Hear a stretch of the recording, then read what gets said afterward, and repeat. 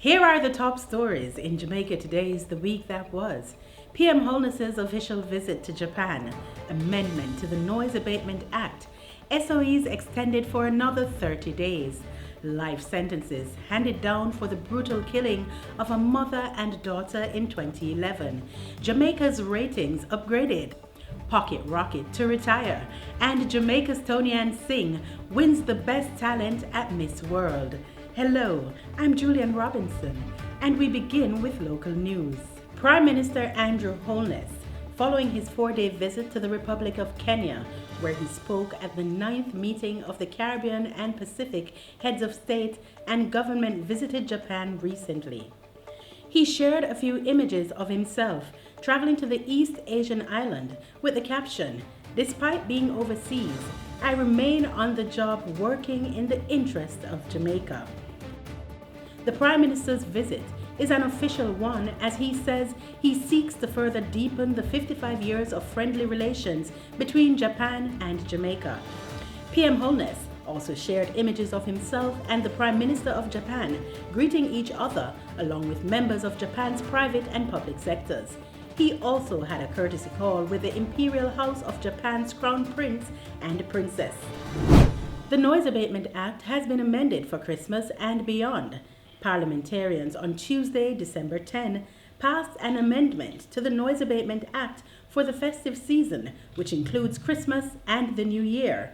The amendment now allows for events to go up until 2 a.m. on weekdays and up to 4 a.m. on weekends.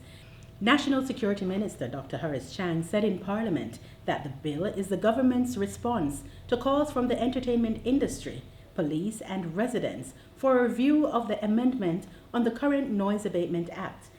The amendment will only be valid for the period of December 2019 to January 31, 2020. Another review is slated to take place in the new year. Christmas and the New Year will see an extension of SOEs in St. Andrews South, St. James, Hanover, Westmoreland, St. Catherine, and Clarendon, with continued security personnel in and around communities.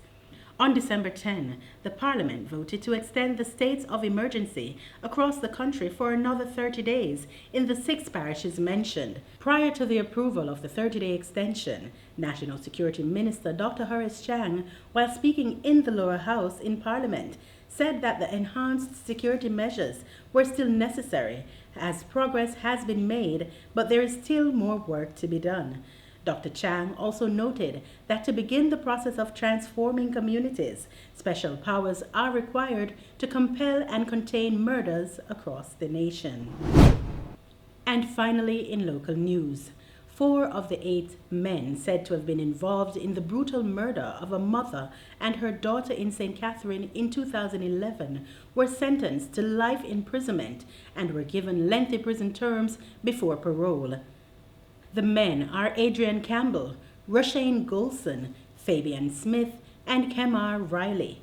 Campbell, Golson, and Smith pleaded guilty to murder and was ordered to serve more than 40 years before being eligible for parole.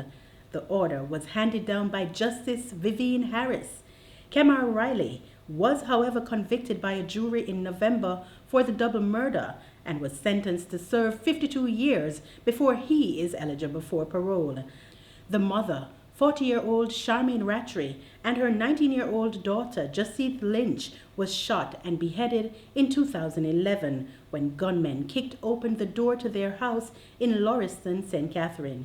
The trial began late this year and will continue as the other 4 men are to be charged. We move now to business news. Jamaica's macroeconomic performance has received another upgrade, this time from one of the world's foremost rating agencies, Moody's. Government of Jamaica's long-term issuer and senior unsecured ratings were upgraded to B2 from B3 with an outlook of stable, up from positive. Moody's said the upgrade reflected the GOJ's steady track record of improved fiscal policy management achieved through its resolute commitment to fiscal consolidation. Moody's said there was continued improvement in the country's economic resilience and debt management. Moody's have also stated that the change in outlook from positive to stable was based on expectations that these macroeconomic and debt dynamics improvements will be sustained. In sports, multiple world and Olympic champion Shelly-Ann Fraser-Pryce says next year's Olympic Games in Tokyo will be her last. In an interview with the British newspaper The Telegraph late November, the sprint queen disclosed that she is at peace with her decision to compete for one more Olympic title. And finally, in entertainment, St. Thomas native and Miss Jamaica World 2019, Toni Singh, continues to be a favorite in the 69th staging of the Miss World pageant being held in London. She secured her spot in the top 40 from 90 other contestants on Tuesday, December 10. Toni wowed judges, pageant organizers, audience, and her fellow contestants as she sang one of the most difficult songs of all time, Whitney Houston's I Have Nothing, to cop the Best Talent Award. Instagram and Twitter lit up with congratulatory messages as news of Toni-Ann's achievement sent social media into a frenzy. Toni-Ann also won the Miss Jamaica World title and Best Talent. And those are the top stories in Jamaica Today's The Week That Was.